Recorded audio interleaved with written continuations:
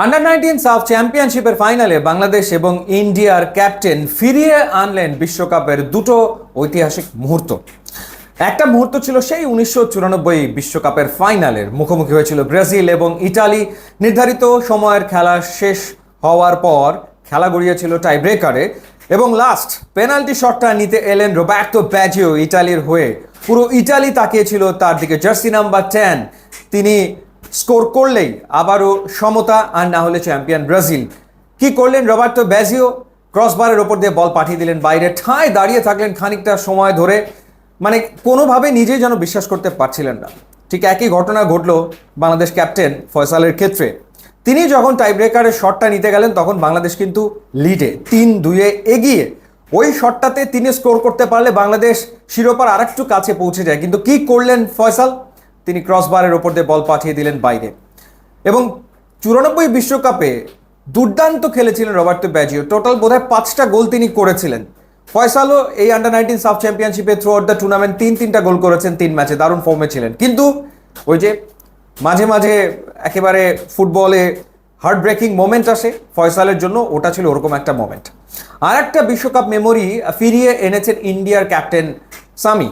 একেবারে ম্যাচের শুরুতেই তিনি ফ্রি কিকে অসাধারণ একটা গোল করেছেন, বাংলাদেশের গোলকিপার মাহিনকে পরাস্ত করতে সক্ষম হন। যেই গোলটা আসলে মনে করিয়ে দেয় 2002 ওয়ার্ল্ড কাপে রোনালদিনিওর করা সেই গোলটার কথা।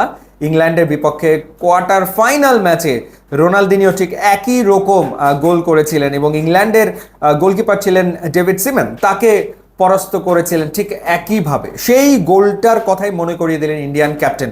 এবং এই দুটো ফুটেজ ইউটিউবে আছে, চাইলে আপনি দেখে নিতে পারেন। যাই হোক, বাংলাদেশ ফাইনাল হেরেছে, হার জিত থাকবে, বাংলাদেশ ফাইনাল হেরেছে। ফার্স্ট হাফে 1-0 গোলে এগিয়ে গিয়েছিল ইন্ডিয়া এবং ম্যাচটাকে যদি বিশ্লেষণ করি, ফার্স্ট হাফ আসলে ইন্ডিয়ারই ছিল। একচেটিয়া ইন্ডিয়া খেলেছে, দুর্দান্ত খেলেছে এবং বাংলাদেশের রক্ষণ ভাগে কোনো রকমের সিনক্রোনাইজেশন আমরা ফার্স্ট হাফে লক্ষ্য করিনি। ডিফেন্ডারদের ভেতরে কোনো রকমের কোঅর্ডিনেশন আসলে ছিল না। ইন্ডিয়া বারবার অ্যাটাক করে গেছে এবং বাংলাদেশ শুধুমাত্র ইন্ডিয়ার অ্যাটাকগুলো ঠেকাতেই ব্যস্ত সময় পার করেছে। সো ফার্স্ট হাফে বল পজিশন থেকে শুরু করে মিডফিল্ড ডমিনেশন সবই ছিল ইন্ডিয়ার। বাংলাদেশ খেলায় ফেরে মূলত ফার্স্ট হাফের লাস্ট 10 মিনিটস ধরে এবং সেকেন্ড হাফে পুরোটা।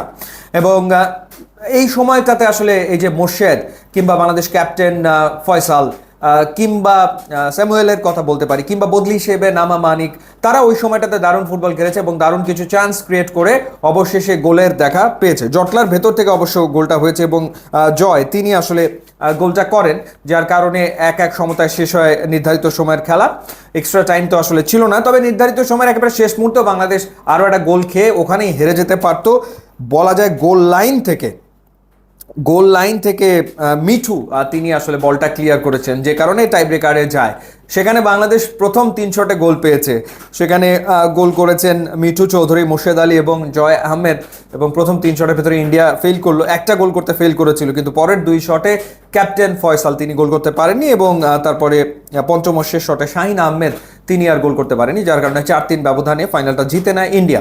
তো আন্ডার 19 পর্যায়ে ট্রফি জিততে পারলে ভালো লাগতো, কিন্তু এই পর্যায়ে সবচেয়ে বড় বিষয় হচ্ছে যে প্রতিভাবান ফুটবলার আসলে বাংলাদেশের রয়েছে কিনা, পাইপলাইন কীরকম, আগামী দিনে বাংলাদেশ টিমে কারা খেলতে আসছে এবং তারা কেমন করতে পারে, সেই জায়গাটাতে আমরা ডেফিনেটলি আশা পাই, আমরা আশা দেখতে পাই ডেফিনেটলি। বলছিলাম যে মোর্শেদ আলীর কথা, মোর্শেদ আলী দারুণ ফুটবল খেলেছেন থ্রু আউট দ্য টুর্নামেন্ট। ক্যাপ্টেনের কথাও বলতে পারি যে নাজমুল তিনিও, ফয়সাল দারুণ খেলেছেন, কোনো সন্দেহ নেই। এই টিমটার আন্ডার 19 এই টিমটার অ্যাটাকিং থার্ড বেশ স্ট্রং, মাঝমাঠও ভালো, কিন্তু ডিফেন্স লাইন খুবই পোয়ার, এ ব্যাপারে কোনো সন্দেহ নাই। আর একটা ব্যাপার মনে হচ্ছে যে বয়সভিত্তিক পর্যায়ে মনে হয় আর একটু টপ লেভেল কোচ যদি দেওয়া যায় তাহলে কিন্তু ভালো হয়। যেমন অনেকে বলছিল যে বাংলাদেশ কেন ফ্রেশ লেগ নামাচ্ছে না, সেই কমপ্লেনটা অনেকেরই ছিল। প্লেয়াররা সেই দিকে একটু টায়ার্ড হয়ে গিয়েছিল, কিন্তু ইন্ডিয়া 3টা বদল করলে একসাথে বাংলাদেশ সেক্ষেত্রে চেঞ্জ করেনি সেই ব্যাপারটা। তো ডেফিনেটলি এই পর্যায়ে যদি আরও টপ লেভেল কোচ দেওয়া যায়, সেক্ষেত্রে আমার মনে হয় যে পাইপলাইন আরও স্ট্রং হয়ে ন্যাশনাল টিমে আসবে নিশ্চিতভাবেই। তবে গোলাম রাব্বানি আমি ছোট করে বলছি না, ডেফিনেটলি আর একটু টপ লেভেলের কোচ যদি দেওয়া যায় সেই ক্ষেত্রে আমার মনে হয় যে ভালো হয়। তো যাই হোক, নিশ্চয়ই কাটাছেড় হবে পারফরমেন্স নিয়ে, তবে আশা জাগিয়েছে এই দলটা, আশা জাগিয়েছে এবং আমরা ভবিষ্যতে হয়তো এই ফুটবলারদেরকে দেখবো আরও দুর্দান্ত পারফর্ম করতে যখন তারা পরিণত হয়ে ন্যাশনাল টিমে আসবে। আপনাদেরও নিশ্চয়ই অনেকেরই প্রশ্ন আছে যে আব্দুল কাদের কিংবা আরও একজন প্রবাসী বাংলাদেশি ফুটবলার বংশোদ্ভূত ফুটবলার তাকে কেন নামানো হয়নি। হ্যাঁ, এই ধরনের প্রশ্ন থাকবেই, ডেফিনেটলি কোনো সন্দেহ নেই।